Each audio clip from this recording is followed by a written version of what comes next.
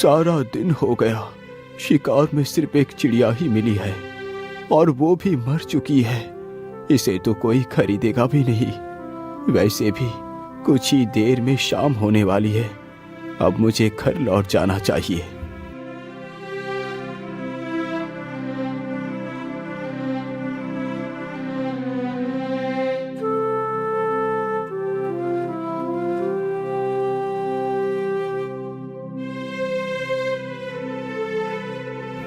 अरे, इधर तो एक कबूतरी भी बैठी है।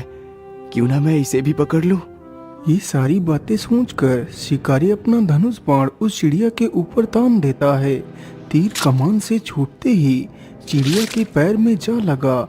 चिड़िया फड़फड़ाते हुए जमीन पर आ गिरी। वाह वाह, एक शिकार और मिल गया। इसे बेचकर आज का राशन मिल जाएगा। हे शिकारी, तुम मुझे मत मारो। मैंने तुम्हारा क्या बिगाड़ा है? चिड़िया, मुझे तुम्हें मारने और पकड़ने का कोई शौक नहीं। ये सब कुछ मैं अपने पापी पेट के लिए करता हूँ। यदि मैं ये कार्य नहीं करूँगा तो खाऊंगा क्या? शिकारी की यह बात सुन चिड़िया उसकी मजबूरी को समझ जाती है। हे शिकारी, तुम मुझे मत बेचो। तुम मेरा इलाज कर अपने साथ रखो। मैं तुम्हारी किस्मत को बदल दूंगी। ठीक है चिड़िया, मैं तुम्हें नहीं बेचूंगा। लेकिन क्या सच में तुम मेरी किस्मत को बदल सकती हो? हाँ हाँ शिकारी, मैं एकदम उचित कह रही हूँ। मेरी बात का विश्वास करो। ठीक है चिड़िया, तो फिर चलो मेरे साथ मेरे घर। फिर शिकारी उस चिड़िया को भी अपने साथ लेकर चला जाता है।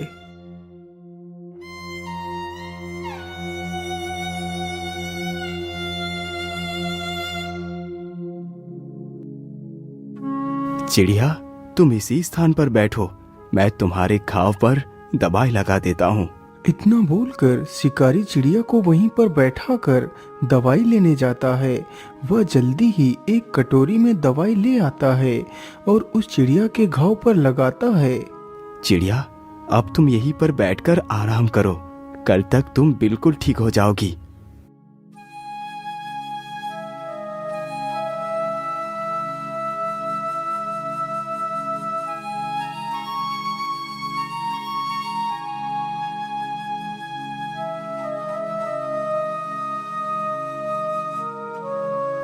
अरे वाह चिड़िया, तुम तो एकदम ठीक हो गई। अच्छा, अब तुम यही घर में रुको। मैं शिकार के लिए जा रहा हूँ। अरे नहीं नहीं शिकारी, अब तुम शिकार नहीं करोगे। लेकिन चिड़िया, यदि मैं शिकार नहीं करूँगा तो पैसे कहाँ से आएंगे? तुम शायद भूल गए कि मैंने तुमसे कहा था कि मैं तुम्हारी किस्मत को बदल दूंगी। हाँ हाँ, मुझे याद है। लेकिन तुम करोगी क्या? शिकारी, तुम जाओ और बाजार से ऊन खरीद कर ले आओ। लेकिन चिड़िया, मेरे पास तो 1 रुपया है। इससे कितनी ऊन मिलेगी? अरे, 1 रुपए में जितने भी ऊन मिले तुम बस ले आओ। अच्छा ठीक है चिड़िया, मैं ऊन लेने के लिए जा रहा हूँ। इतना बोलकर शिकारी वहां से चला जाता है। कुछ समय गुजरने के बाद वह ऊन के 4 गोले लेकर आ जाता है। चिड़िया, ये लो, मैं ऊन ले आया हूँ। ठीक है, तुम इस ऊन को यहीं पर रख दो। मैं रात को इस ऊन का उपयोग करूंगी।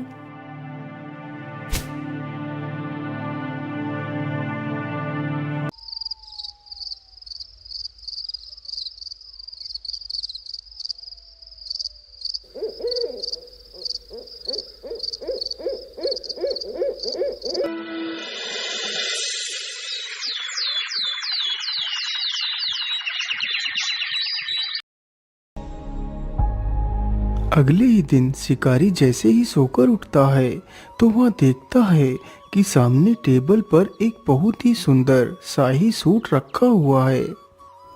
अरे, ये इतना सुंदर शाही सूट किसका हो सकता है, जबकि यहाँ तो कोई नहीं। अरे चिड़िया, ये शाही सूट कौन लेकर आया? अरे शिकारी, तुम ज्यादा अचंभित मत हो। ये सूट मैंने ही बनाया है। क्या ये सूट तुमने बनाया है? मुझे तुम्हारी बातों पर विश्वास नहीं हो रहा। तुम मेरी बात का विश्वास करो, ये मैंने ही बनाया है। अब तुम इस सूट को लेकर बाजार में बेच आओ।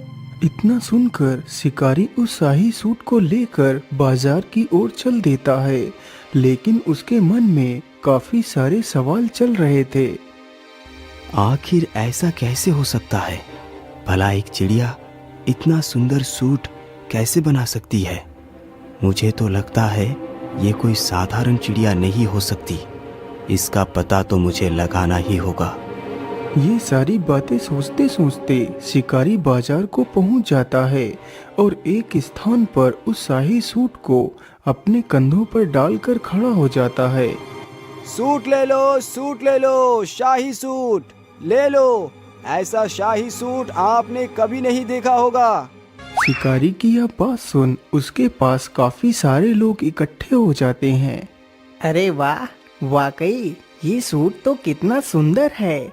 मैंने आज तक इतना सुंदर सूट नहीं देखा। अरे भाई, इस सूट की क्या कीमत मांग रहे हो? अरे भाई, ये सूट 20 मोहरों का है। अरे भैया, मैं 20 मोहरे तो नहीं दे पाऊंगा, लेकिन हाँ, इसके लिए मैं 5 मोहरे अवश्य दे सकता हूँ। तभी वहाँ पर राजा का मंत्री आ जाता है। अरे वाह, यह शाही सूट तो कितना आकर्षक है। मैंने आज तक ऐसा शाही सूट नहीं देखा। यदि मैं ये सूट राजा को दूंगा तो राजा बहुत प्रसन्न होंगे। अरे भाई, तुम इस सूट की क्या कीमत मांग रहे हो? भैया, इस सूट की कीमत मैंने 20 मोहरे रखी है। ठीक है, ये लो 20 मोहरे और ये सूट मुझे दे दो। शिकारी जल्दी ही उन 20 मोहरों को लेकर उस शाही सूट को उसे दे देता है। अरे वाह, एक सूट तो 20 मोहरे का बिका। 20 मोहरे तो कमाने में मुझे वर्षों लग जाते। मैं ऐसा करता हूँ, फिर से ऊन खरीद कर ले चलता हूँ। आज तो मैं पता लगा कर ही रहूंगा इस चिड़िया का सच क्या है। अरे चिड़िया, तुमने तो कमाल ही कर दिया। तुम्हारे द्वारा बनाया गया सूट 20 मोहरों में बिका है। मैं और भी ऊन खरीद कर लाया हूँ। जैसे ही आधी रात गुजरती है तो वह शिकारी झूठ मूठ सोने का नाटक करता है। उधर वह कबूतरी भी शिकारी के सोने की प्रतीक्षा कर रही थी। मुझे लगता है शिकारी अब सो चुका है। चलो अब मैं अपने वास्तविक रूप में आ जाती हूँ। इतना बोलकर कबूतरी एक सुंदर राजकुमारी का वेश धारण कर लेती है और चुपचाप उस ऊन के वस्त्र बनाने लगती है। यह सारा दृश्य सत्या चुपचाप फटी आंखों से देख रहा था।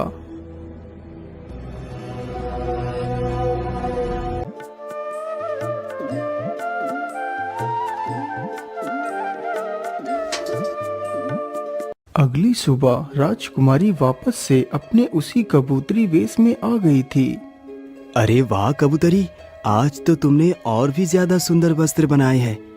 लेकिन इतनी सुंदर वस्त्र बनाना किसी आम पक्षी के बस की बात नहीं। आखिर कौन हो तुम जो इस कबूतरी के वेश में रह रही हो? मैं तुम्हारी वास्तविकता को जान गया हूँ। बताओ, तुम कौन हो? सत्या, मैं कोई कबूतरी नहीं हूँ। मैं कल्पराज की राजकुमारी कल्पना हूँ। यह बात कई वर्ष पहले की है। मेरे पिता राजा वीर प्रताप को कोई भी संतान नहीं थी। लेकिन महारानी जी, मैं ऐसा नहीं कर सकता। चाहे मेरी कोई संतान हो या ना हो, यदि ईश्वर मुझे निस्संतान ही रखना चाहते हैं तो ये ही सही। लेकिन मैं दूसरा विवाह नहीं करूँगा। लेकिन महाराज, क्या आप अपने वंश को अपने तक ही सीमित रखना चाहते हैं? क्या आप नहीं चाहते कि आपका वंश आगे बढ़े? आखिर आपके बाद आपके राज्य को कौन संभालेगा? लेकिन महारानी जी, इसके लिए हम कोई ना कोई उपाय अवश्य निकालेंगे। लेकिन मैं दूसरा विवाह नहीं करूंगा। हम आज ही उन पहाड़ी वाले बाबा के पास जाएंगे। मुझे पूर्ण विश्वास है कि वो हमारी मदद अवश्य करेंगे। इतना बोलकर राजा अपनी पत्नी के साथ रथ पर सवार होकर निकल पड़ता है।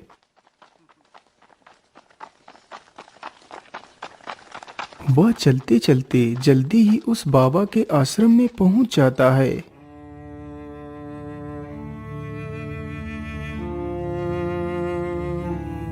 बाबा, मैं बड़े ही विचित्र संकट में आकर फंस गया हूँ। समझ नहीं आ रहा क्या करूं और क्या ना करूं। महाराज, मैं आपकी चिंता के विषय को भली भांति समझता हूँ। बाबा, यदि आप सब कुछ जानते हैं तो फिर बताइए, क्या मैं इसी प्रकार जीवन भर निसंतान रहूंगा? क्या मेरे भाग्य में कोई संतान नहीं है? महाराज, आप घबराइए नहीं।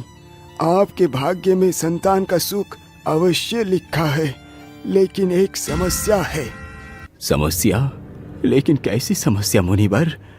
आप मुझे उस समस्या को स्पष्ट रूप में बताइए। महाराज, तुम्हें एक पुत्री की प्राप्ति होगी, लेकिन तुम्हारी पुत्री जब तक पूरे 15 वर्ष की नहीं हो जाएगी तब तक अपने कदमों को जमीन पर नहीं रखेगी। यदि तुम्हारी पुत्री ने 15 वर्ष से पूर्व अपने कदमों को जमीन पर रख दिया तो बहुत बड़ी अनहोनी हो जाएगी। कैसी अनहोनी बाबा? मैं कुछ समझा नहीं। बेटा, ये मैं तुम्हें नहीं बता सकता। बस तुम्हें अपनी पुत्री को 15 वर्ष तक जमीन पर पैर रखने से रोकना है। ठीक है बाबा, मैं आपकी बात याद रखूंगा। एक वर्ष पश्चात रानी ने एक सुंदर सी पुत्री को जन्म दिया।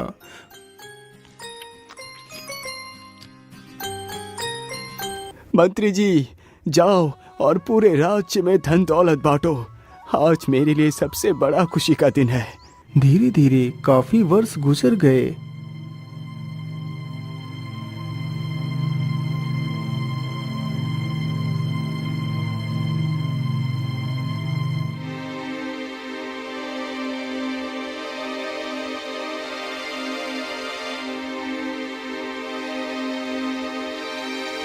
महारानी जी, आज की रात गुजरने के बाद मेरी पुत्री पूरे 15 वर्ष की हो जाएगी। आज की रात जरा ध्यान से बिताना महारानी। हाँ महाराज, आज का ही दिन हमारे लिए शेष बचा है। इसके बाद हमारी पुत्री जमीन पर उतर पाएगी। आधी रात जैसे ही गुजरती है तो महारानी की भी आंख लग जाती है। तभी राजकुमारी को कुछ बुरे बुरे सपने दिखाई देते हैं। वह बिस्तर पर पड़े पड़े भयभीत हो जाती है और पलंग से नीचे गिर पड़ती है। हे भगवान, ये क्या हो गया? मैं जमीन पर कैसे गिर पड़ी? माँ, जल्दी उठो, देखो मैं पता नहीं कैसे जमीन पर गिर पड़ी। इतना सुनते ही महारानी की आंखें खुल जाती हैं। अरे अरे अरे पुत्री, ये तुमने क्या कर दिया? तुम बिस्तर से क्यों नीचे उतर गई? महारानी इतना कह ही रही थी कि तभी कमरे में कुछ प्रकाश जैसा प्रकट हुआ।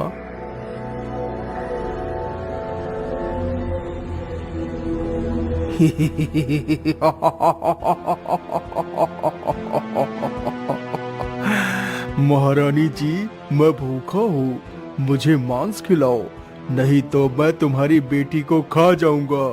नहीं राक्षस, तुम ऐसा नहीं कर सकते। इतना कहते ही महारानी जमीन पर गिर पड़ती है और बेहोश हो जाती है। राक्षस, आप मुझे मत मारो, मुझ पर दया करो।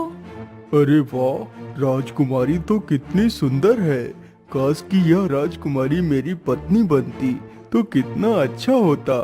ठीक है, मैं तुम्हें नहीं मारूंगा, लेकिन तुम्हें मेरे साथ विवाह करना होगा।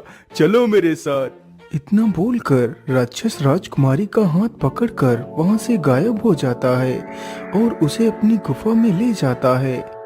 राजकुमारी, यही मेरा घर है। आज से तुम यहाँ की मालकिन बनोगी। मैं तुम्हारे साथ विवाह करूँगा। नहीं राक्षस, मैं एक इंसान हूँ और तुम तो एक दैत्य हो। भला मैं तुम्हारे साथ विवाह कैसे कर सकती हूँ? मुझे जाने दो। नहीं राजकुमारी, तुम्हें यदि जीवित रहना है तो तुम्हें मेरे साथ विवाह करना ही पड़ेगा। अच्छा, अब मैं अपने रिश्तेदारों को न्योता देने के लिए जा रहा हूँ, तुम यहीं पर रुकना। लेकिन हाँ, यदि मैं तुम्हें यहाँ छोड़कर चला गया तो तुम यहाँ से कहीं भी भागकर जा सकती हो। इसलिए मैं तुम्हें एक पंछी बनाकर पिंजरे में बंद कर देता हूँ। फिर राक्षस राजकुमारी को एक कबूतरी बनाकर पिंजरे में बंद कर देता है और वहाँ से चला जाता है। हे भगवान, अब मैं क्या करूं? यहाँ से कैसे निकलूं? मैं इस पिंजरे को खोलने की कोशिश करती हूँ हो सकता है पिंजरा खुल जाए। कबूतरी पिंजरे को खोलने का प्रयास करती है। कुछ देर प्रयास करने के पश्चात पिंजरा खुल जाता है और वह वहां से उड़ जाती है। लेकिन राजकुमारी, क्या तुम अपने वास्तविक रूप को धारण कर नहीं रह सकती? शिकारी भाई, मैं अपने वास्तविक रूप में सिर्फ कुछ क्षण के लिए ही रह सकती हूँ। एक दिन में सिर्फ एक बार ही मैं अपना वास्तविक रूप ले सकती हूँ, वो भी रात के 12 बजे के बाद। क्या तुम श्राप से मुक्त नहीं हो सकती? इसका जवाब तो पहाड़ी वाले बाबा ही दे सकते हैं। तो फिर ठीक है राजकुमारी, चलो मेरे साथ पहाड़ी वाले बाबा के पास, मैं तुम्हारी रक्षा करूंगा। इतना बोलकर वह दोनों बाबा से मिलने के लिए निकल पड़ते हैं।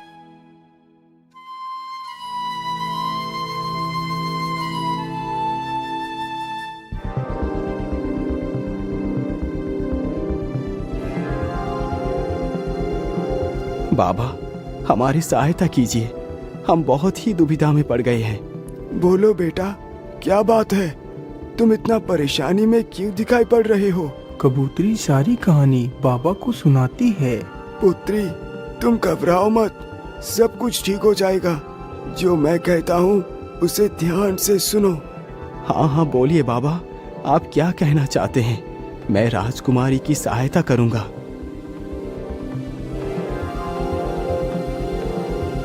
राजकुमारी, तुम्हें अपने वास्तविक रूप को प्राप्त करने के लिए उस नदी में स्नान करना होगा, तभी तुम अपने पिछले जन्म के श्राप से मुक्त हो पाओगी। आज अमावस्या है, तुम्हें उस नदी में रात 12 बजे स्नान करना है। सत्या, तुम भी राजकुमारी के रक्षण के लिए साथ ही जाओगे। राजकुमारी, अब वो समय आ चुका है। सत्य, तुम जल्दी से राजकुमारी को नदी पर लेकर जाओ।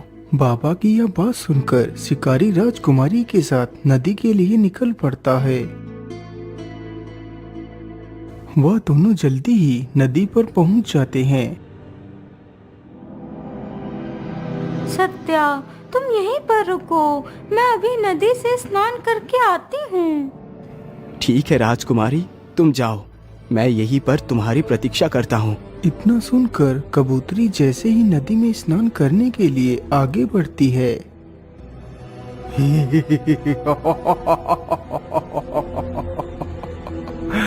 नहीं राजकुमारी, नहीं, इतनी जल्दी नहीं, मैं तुम्हें मुक्त नहीं होने दूंगा। अरे ये क्या? मुझे लगता है ये वही राक्षस है। आज मैं इसे जिंदा नहीं छोड़ूंगा। शिकारी तुरंत ही मसाल लेकर उसकी तरफ बढ़ता है। अरे बाप रे बाप, इतनी जोर से किसने मारा मुझे? किसकी मौत खींच कर यहाँ ले आई है? अरे दुष्ट राक्षस, मैंने ही तुझे मारा है। हिम्मत है तो मुझे मार के दिखा। अच्छा, ऐसी बात है तो पहले तू ही मरने के लिए तैयार हो जा। इतना कहकर राक्षस शिकारी को ही पकड़ लेता है। छोड़ दुष्ट राक्षस, आज मैं तुझे जिंदा नहीं छोड़ूंगा। तभी कबूतरी चुपके से नदी में डुबकी लगा जाती है।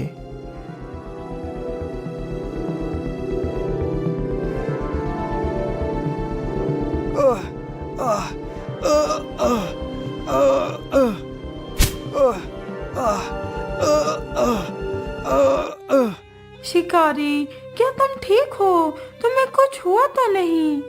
नहीं नहीं राजकुमारी, मैं बिल्कुल ठीक हूँ। शिकारी भैया, आखिर तुमने ऐसा क्यों किया? तुमने मेरे लिए अपनी जान को खतरे में क्यों डाल दिया? राजकुमारी, मैंने ये सब कुछ इसलिए किया क्योंकि मैंने अपने संपूर्ण जीवन में सिर्फ पाप कर्म ही किए हैं। आज मैंने सोचा क्यों ना मैं आपकी जान बचाकर कुछ तो अच्छा कर्म कर लूं। चलो शिकारी, तुम मेरे साथ मेरे राजमहल में चलो।